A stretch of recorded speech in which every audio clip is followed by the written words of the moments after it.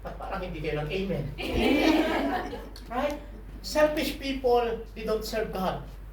Pag hindi nagtingkod sa Diyos yan, they don't serve their family, they don't serve other people. Pag po kayong, kumbaga, you heard it right, you read it right, marami pong selfish na tao. At hindi po yan katabi mo. Alright? Now, tinan nyo to ha. If Christ, na pinupuri natin kanina, we're worshiping Christ, right? Kanina, we worship God. He served. Siya po ay naglingkod. Then ang ibig sabihin dito, there is no position. There is no level of education. Di pinag-uusapan kung anong posisyon mo sa buhay. Di pinag-uusapan kung ano yung, kung saan natapos. Di pinag-uusapan kung anong eskwelahan ka nang galing. Level of income, hindi pinag-uusapan kung gaano karami ang income natin, karaming pera doon sa mga, hindi pinag-uusapan kung 5 milyon ang nasa bank account mo, mapapasa na all ka na lang, di ba? Di ba? Hindi pinag-uusapan yung level of wealth that exempt us from serving our neighbors. Amen. Amen. See, hindi po pinag-uusapan yun. And ang ating model is Jesus in the book of Mark chapter 10 verse 45. Sige po, next slide. Mark 10 verse 45. For the Son of Man, sa Mark. Mukhang may lakad yata yung ating kasama. Mark 10 chapter 45. No? For the Son of Man did not come to be served. That is Jesus.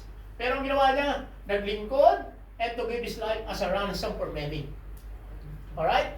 So that's the model of our service ng ating ginagawang paglilingkod. Tanong ko po sa inyo, madali ba maglingkod or mahirap? Siyempre hindi kayo sasagot, masyado kang naiyak. Amen? Hindi po madaling maglingkod. Hindi po madaling maglingkod. It takes time, it takes sacrifice. Alam niyo po yung sagot niyan. Hindi madali. Hindi biro. Isa nagkakakwento kayo mga pastor, hindi madali magpastor.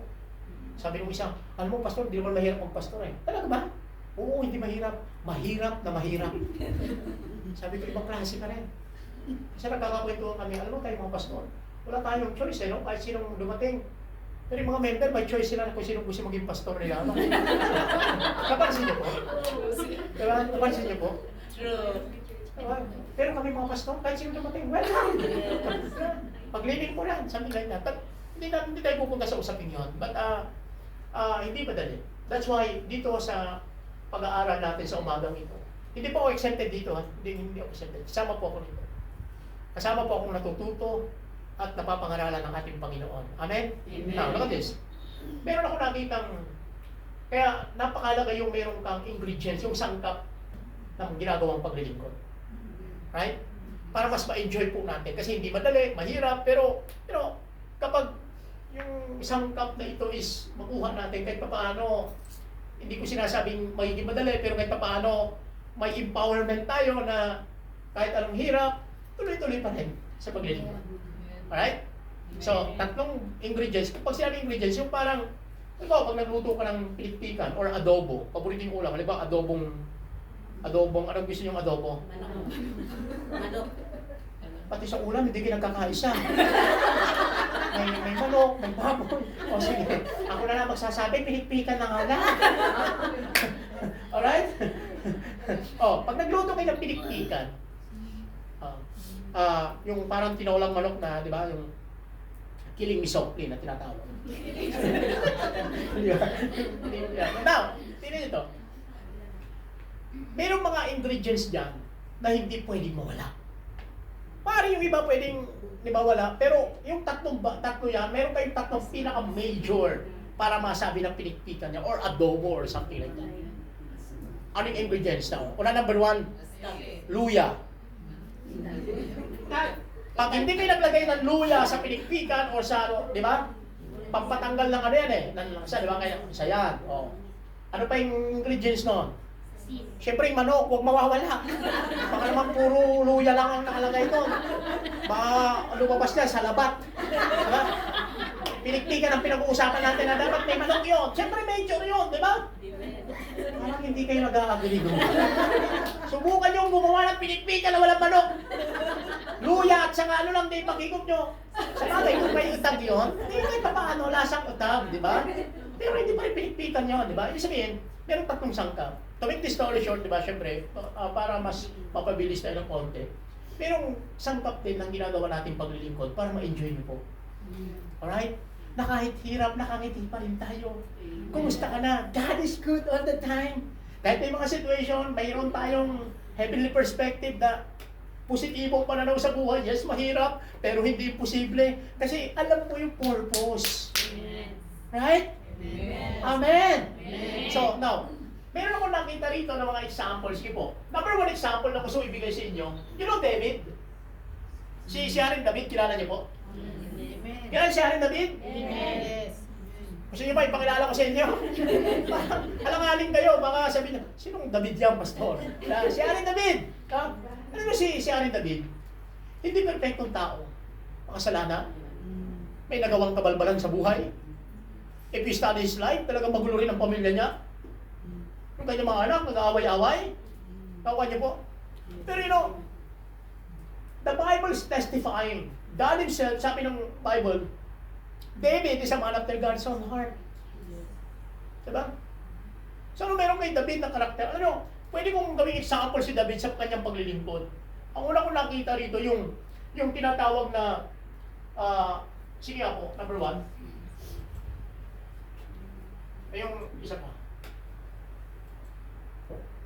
Hindi, i-angan mo to. Angat mo konti. Yun yata yung blanco kanina. Hindi siya nailagay. But anyway, ang unang number one na ingredients, dapat yung isa pa rin na kopya ko, yung integrity. Number one is integrity. Everybody say integrity. Integrity. What is integrity? Ang integridad po, pag kayo ay naglingkod, tayo naglilingkod, dapat may integridad. Pag sinabing integridad, yung ginagawa mo yung tama, kahit nag-iisa ka. Madali maging masipag kapag marami po tayo, no? Madaling magkunwari kapag maraming ganito, di ba? Pero yung integrity, sample natin si David. Sabi dito sa Psalm 78 verse 72, He fed them according to the integrity of his heart and guided them by the skillfulness of his hands. Sis, meron ka bang verse dyan na Psalm 78? Umpisahan natin sa previous verse. Bago dumating yung 72, siguro 69 or something like that. 68 or previous verse ng Psalm 78. Okay. Sige, verse 70. Tingnan niyo to. Okay.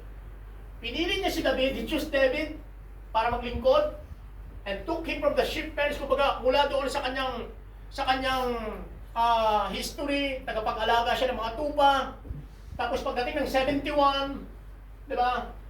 Parang touchscreen nga talaga ito From tending the sheep, mula sa pag-aalaga ng mga tupa, he brought him to be the shepherd of the sa mga tao.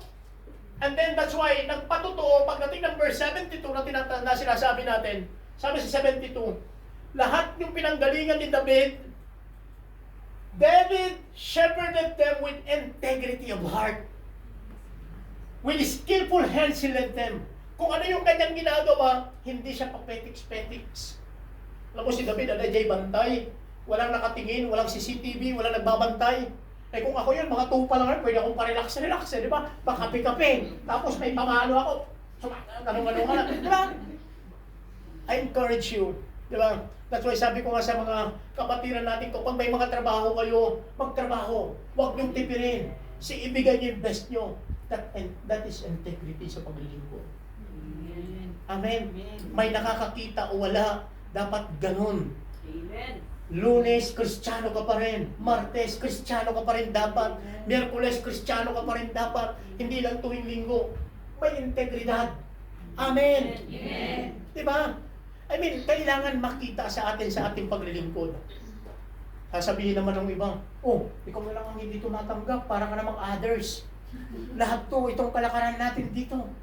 See? Pero if you have that integrity, mali sa Diyos ko, mali sa pagkatao ko, mali sa pananampalataya ko, I'm good. I'm good enough, I'm okay. Amen? Amen. Diba? Nakakalungkot, maraming Kristiyano ang timbangan kulang. para kumita lang, kikita ng 20 pesos, 30 pesos, pinagpalit yung integridad bilang isang Kristiyano. Sa paglilingkod, integrity. Napakahalaga. Wala pong lugi sa pagkakaroon ng tiwala at integridad sa Diyos. Sabi ng iba, makamukhang na lugi, pero wala pong lugi sa Panginoon. Amen. Alright? Integridad. Si David, grabe integrity niya. Nung nagkasala siya, grabe yung pag-amin niya. Hindi lang siya amen ng amen, marunong umamin. Right? Sabi niya, Lord, tama po kayo. Mali po ako. That's why yung puso, if you read Psalms 51, grabe yung kanyang heart sa Lord. Lord, nagkamali po ako. I'm very sorry. Yung pag-amin, yung integridad niya. Hindi siya perfect. Makasalanan, pero integrity of his heart. He knows talaga, Lord. Di ba? Ginawa niya yung paglilingkod niya. Pagharap natin sa Panginoon, ito yung baon natin. Biyaya ng Panginoon. Harap tayo sa Panginoon. By God's grace. Sa tulong at sa biyaya ng ating Panginoon. Amen? Amen. Sa maglingkod na mayroong integridad. Makalawang example sa integrity. Isa nakita ko dito. Next slide. Kilala niyo po si Job? Si Job, kilala niyo? Yes. Palitan mo natin si David, punta tayo kay Job. Right? Pero okay kayo ng konting background. One time, si Satanas pagala-gala. Si Satanas galahong talaga yun eh. Right? Naghahanap ng mga Kristiyano na walang ginagawa. Kaya hindi po pwede yung wala tayong ginagawa. Pag nakita kayo na walang ginagawa, sabi niya, halika, may gagawin tayo. Ang sabi ni Satanas, right? Parang real talk tayo mga kapatid. Para namang ako lang nakakaranas nun. Ha? Parang nasa ibang planeta ba ako, Lord? Amen. Diba? Now, ngayon, pag-alaga na. Ito sabi ng Lord sa kanya. Hey, Taning! Sabi niya gano'n. Ano? Wala kang makita doon sa mga anak ko sa Shangwan, sa SRM Hong Kong. Ha? Kahit anong problema, binabato mo sa Pilipinas, wala. Kita mo naman, nagsasama-sama sila, nag-worship, di ba? Kumakain sama-sama, di ba? I mean, o ano ka? Parang gano'n ang dating. Sabi ni Satanas, si Satanas tuso yun eh. Sabi ni Satanas, kaya mo lang bless yung mga taga-SRM Hong Kong na yan eh. Kasi, bawat panalangin, bibigay mo. Answer prayer. Tapos, ganito. Subukan mo alisin yan. Ewan ko lang kung hindi kayo sumpa ng mga yan. Right? Hindi po ako gumagawa ng kwento, ha? Yes. Ha? Pakisabi sa inyong katabi, basa-basa din pag may time. Ano po? Totoo. Alam nyo? So sabi ni Lord, ganon, hinahabol mo. Oh, sige, deal. Bago nagkaroon ng deal or no deal sa TV, nagkaroon ng deal or no deal sa kalakihan. Sabi ni Lord kanya, oh, sige, deal. Pero, wait. Oops. Spare his life. Nakuha niyo po? Huwag mo na siya papatayin. Grabe, di ba? Masarap yung hawak ng Diyos sa buhay natin. Huwag mo siya papatayin. So, mayroong inalaw na mga situation na hindi man gusto ni Job, pero inalaw yung permissive will na tinatawag. Diba? Kaya siya nagtataka eh. Pero, mabait naman ako. Bakit yan ganito? Diba? So, ang nangyari, to make the story short, ginawa ni Job lahat ng gagawin niya. To kill, to destroy. Diba? To destroy Job, to kill, to steal. Dahil tati aramidot ti kabuso. Diba? So, ang ginawa ng kabuso kay Job, matay ang mga anak, mamaya magre-report yung isa, paparating na naman, ganito, walang mga ari-arian, everything. Basahin nyo na lang po yung maging kwento ni Job. Diba? Ang pangit, hindi nyo maubusan. Hanggang siya ay nagkasakit ng yung puro bigsa. Yung buyoy. Hindi biro magkaroon ng bigsa, mga kala nyo, mga kapatid. Lahat siguro tayo dumaan sa pagkapigsa. Tama? Yes. Masakit na pag dito sa may kilikili. Hindi mo may angat. Pag dito sa may singit mo, sa may, di ba? At sabi ng Bible, halos lahat buong katawan ni Job. Imagine mo, I can't imagine talaga ano yung itsura ni Job. Yung, ano mo yun?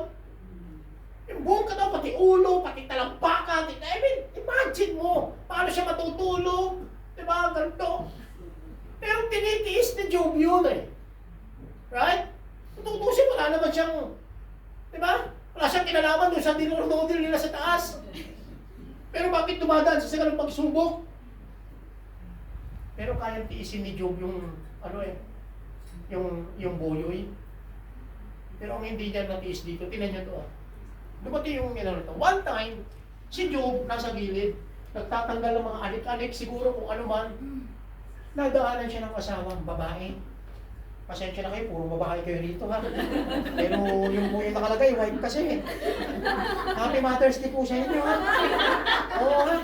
Patawarin niyo po ako, ano po. Pero papasahin ko lang ha. One time si Job, nandiyan, tanggal ng kung ano-ano, sakit sa loob, sa masama ng kanyang katawan.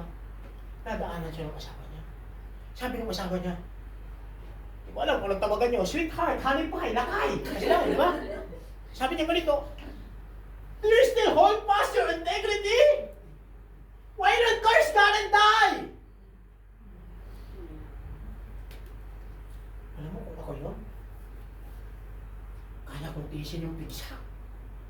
Pero hindi ko matitiis yung babae na iniharap mo sa dambana. Nagsumpaan kayo. Sa hirap at ginhawa, magsasama kayo. Nakukuha niyo po? Ako lagi siya sabi sa mga kabataan namin sa church, hindi pero maghanap ng asawa, kapatid. Ha? Baka may pag dumating yung araw, dadaanan ka ng asawa mo. Puro ka na lang Bible study! Puro ka na ba church!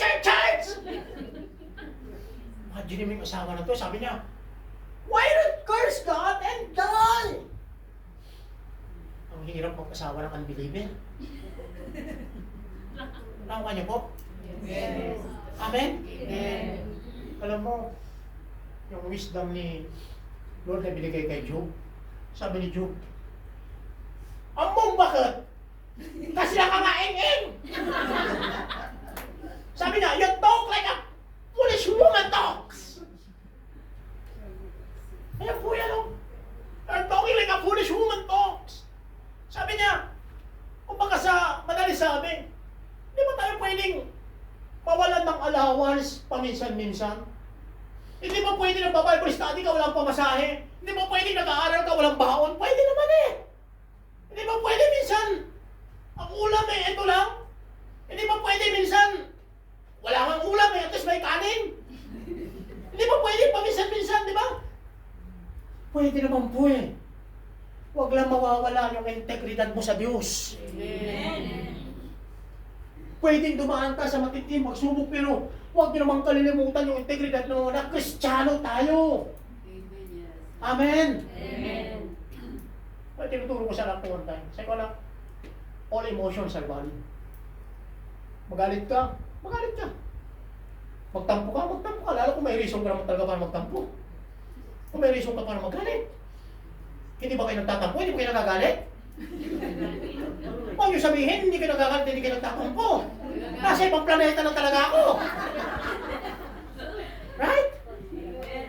Pero sabi ko sa kanya naman na, all valid are all emotions are valid. Pero yung gagawa ka pa ng isang kasalanan dahil lang doon sa emotion mo, gato, ibang usapan yun. You have to think twice before you act once. Amen. Integrity. Amen. Amen. If you read the whole story, pinagpahala si Job. That's why no doubt, nung na-restore ni Job yung ari-arian, dumoble. Double portion, ang hindi dinoble yung asawa. Yeah. Diba? Dinoble yung mga ari-arian. Diba? See? But hindi ko tayo pupunta sa usaping pag-aasawa. Ano po? Pero sinasabi lang po natin, sinubok, kasubukan, integridad, Job, na kahit sa situation niya sa family niya, situation doon sa mga resources, everything, pero yung kanyang integridad. And Job did not sin in what he said. Na kahit kinukurse siya, naganto siya. Mahirap yun. Hindi biro yun. Amen? Amen. Eh tayo, kunting pagsubok lang. Diba? Nakakatuwa sa church minsan. Kulay lang ng kurtina ang pinagtatalunan. Diba? mga bagay-bagay na napakaliliit na ginamit ng kaaway. Tawa niyo po? Amen. Amen! Amen. Parang tawa kayo ng tawa. Right? It's really important to understand this one. The integrity. Number 3, the example about integrity. From David, from Job. You know Joseph? Kaya si Joseph? Amen. Maiksi na lang natin ng konti. Si Joseph po, mga kapatid, binigyan ng otoridad hanggang sa siya ay nagustuhan ng asawa ng kanyang boss. And kumbaga sa madaling sabi, pwedeng gawin lahat ni Joseph. Pero sabi niya rito, he is greater in this house than I, neither has he kept back anything from me, but you, because you are his wife. How then can I do this great wickedness and sin against God? That's the integrity. Diba? Hindi lang ako magkakasala sa iyo, hindi lang ako magkakasala sa boss ko, hindi magkakasala ako sa Diyos ko. Amen. Sa paglilingkod, mga kapatid, hindi biro. May mga tukso. May mga temptation. Yes. Hindi biro. Right? Amen. Pero if you know who God is and you know who you are as servant, the purpose. Amen. Amen. See? That's why kailangan makita na nyo. That's number 1. Everybody say integrity. Integrity. Integrity is you are doing what is right kahit nag-iisa ka, kahit wala nakakakita sa iyo. Amen? Amen. Yung pag-integridad. Sa paglilingkod, maaaring mga bagay-bagay na lang, pero integridad, personality, the very purpose of God, why you are here, why you are there. Amen? Amen. Number 2, very quickly, huwag ko kayo makalala, mga ano lang yan. I prepare mga 656 slides. Alright? Number 2, is yung tinatawag na pagtitiwala sa Panginoon. Trust. Mahirap po maglingkod pag wala akong kayong tiwala. Unang-una, tiwala sa pamilya nyo, tiwala sa sarili nyo, tiwala sa Diyos, tiwala sa employer nyo. Trust ay napakalaking factor ang ginagawa natin paglilingkod. Amen? Amen. At mahirap po magtiwala pag di mo kakilala. Amen? Diba? Ikaw pa magtitiwala ka sa isang tao na ngayon mo lang nakilala? Diba? Dahil lang nabighani ka or something like that? Diba? Eh, yung mga kabataan sa church, sinasabihan ko, ako, okay, palinig lang. Pero yung naniligaw sa'yo, pati buwan, pinakialaman, susukitin para makuha lang yung... Mag-isip-isip kayo ako. Baka dalhin ka sa buwan ka ako niyan. Pero mo yung buwan, pakikialaman, makamit lang daw yung matamis niya ko. Tapos sasabihin, pag binuksan ko yung puso ko, pangalan mo, nakalagay mo, wow. Diba? Diba? Parang, konting ano lang, konting pick-up line lang. Diba? Masyado lang. Right? Keypad ka ba? Keyword ka ba? Bakit? Type kita eh. O yun ba, tiniting ba? Baka naman i-take note nyo ba yan, ha? Baka sa dami ng pinag-usapan natin, yung nakakuha nyo. Baka pag kinumusta kayo ni Pastor, dyan na natutunan nyo. Pastor, keypad ka ba? Are you listening? Amen! Therefore, next slide. Tingnan to. Psalms 56:11, in God have I put my trust, I will not be afraid what man can do to me. You know, mahirap magtiwala pag hindi mo kilala. Naalala ko itong verse na ito, I think in Psalms 91, Psalms 9 verse 10. Paki-next-slide mo nga din. Yung in-next-slide mo na lang yung PowerPoint natin. Ganda talaga ng TV nyo. Next slide. Ayan. Sabi ni David, Lord, yung nakakakilala sa'yo, yun ang magtitiwala sa'yo. Kung binabasa ko to, ang pinaka ano ba tawag dito? Pinaka main ano mo rito, yung pagkakilala mo sa Panginoon. Kasi sabi niya, those who know your name, they will put their trust in you. Totoo yun. In the natural, mahirap magtiwala pag di mo kakilala. So the same with God. Pag kilala mo yung Diyos na pinaglilingkuran mo, buwis buhay tayo. Pagkakatiwala natin. Pakakabahin ka lang ng Lord pero hindi kanya pababayaan. God is faithful. God is true to His word. God is true to His promises. Hindi po sinungaling ang Diyos natin. Amen! Amen. Pag sinabi ng Diyos sa pagpapalain tayo, it's just a matter of time. We have to believe and we have to trust Him. Amen! Amen. Sabi ni David, Lord, yung nagtitiwala sa iyo. Hindi lang kaya kakilala sa iyo. Nagtitiwala sa iyo. Ano yung may serkero? Yung mga nasa circus na nag-show. Sabi ng isang serkero, kung wala isa alambre. Sabi niya, naniniwala ba kayo, sabi sa crowd, na mula rito makakatawid ako papunta ron? Oo, kaya nga kami na rito, bilib kami, nagbayad nga kami. Right? Ganun tayo eh. Magbabayad pa talaga tayo kasi kilala natin yung tao. Tama? Ngayon, tumatawid talaga kasi talagang halos mahulog. Diba? Nakarating sa madaling sabi, palakpak. Napalakpak na si Ano. Nagpalakpakan. Palakpak na may sigawan, bilib na bilib sila. Sabi ng serkero na ito, ngayon naman, naniniwala ba kayo uli? Mula rito, babalik ako ron. Opo. Pero sabi ng serkero, ito sabi niya, sa isang kondisyon. Bababa ako, magsasama ako dalawa. Bumaba. Lahat ng pumalakpak na sumigaw na naniniwala, bumilib. Tinanong ko sasama, hindi sumama. Hindi sumama. Oo, yun po. Possible pala, kilala mo, pero hindi ka nagtiwala. Right? And sometimes, sa ating ginagawa paglingkod, kilala natin si Lord, pero minsan wala tayong tiwala sa Lord. Pag sinabi ng Lord, nabitawan mo yan, teka muna Lord. Pero kilala mo si Lord. Kapag binitawan mo yan, may mangyayari. Bilib na bilib ka, kilala mo siya. Pero binitawan mo. Minsan binitawan mo, dadamputin pa rin. May mga bagay na pinabitawan ng Lord na binabalikan natin, dinadampot natin, kulang sa tiwala. Minsan pag humarap ka sa Lord, sabi mo, tinimbang ka, ngunit kulang. Parang papunta lahat tayo lagi sa mga pelikula na yan. Kawan niyo po.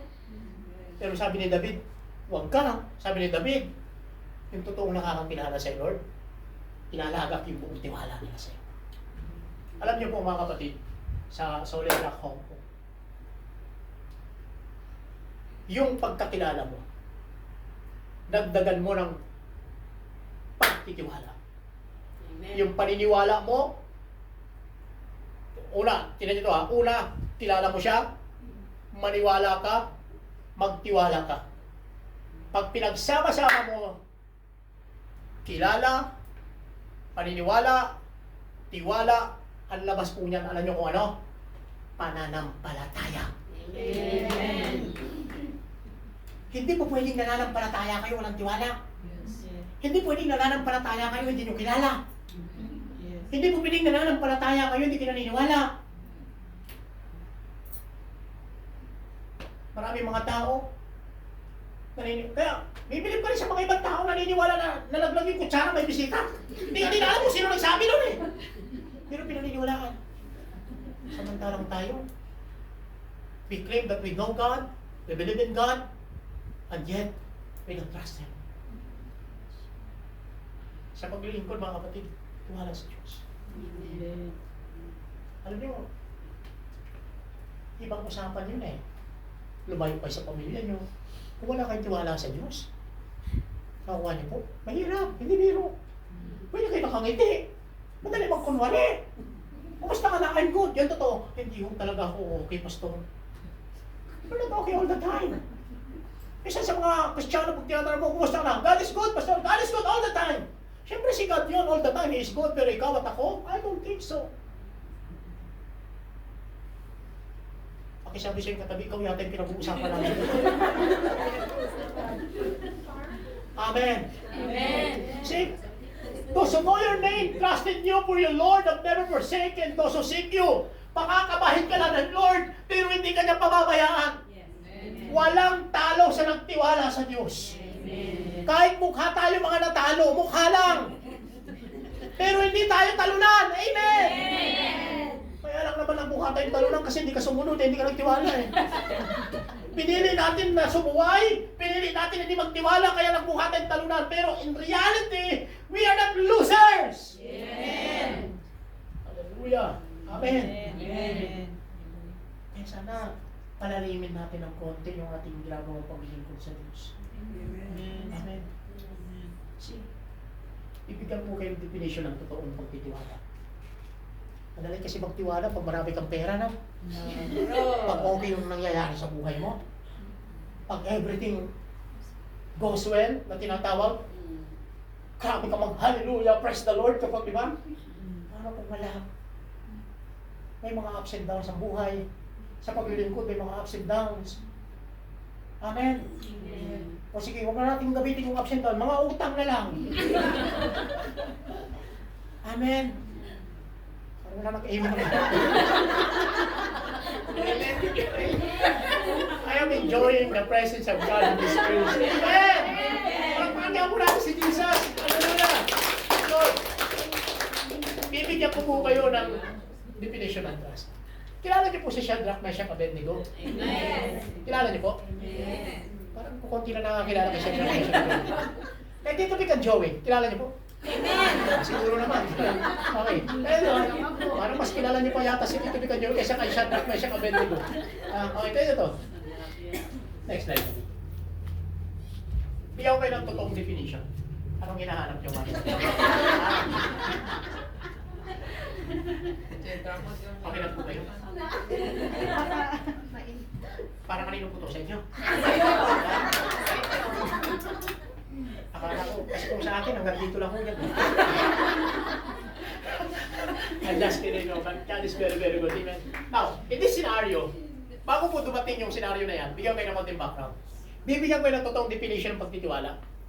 Okay? Sana makatulong po ito sa atin, right? Amen. Now, bago dumating yung scenario na yan sa Daniel chapter 3, si King Nebuchadnezzar nagpatayo ng isang rebulto na malaki. Siguro you know the story, right? Yes. Now, sabi sa story, nagpatayo ng malaking rebulto. And syempre, hari yun, may batas. Sabi niya, pag tumunog yung trompeta at ganitong oras, lahat ng tao magbibigay ng galang dito sa rebulto na pinatayo ko. Lahat magbibigay galang, magbabaw, or something like that, ha? Sa rebulto na yun. So, to make this story short, ginagawa ng mga tao yon.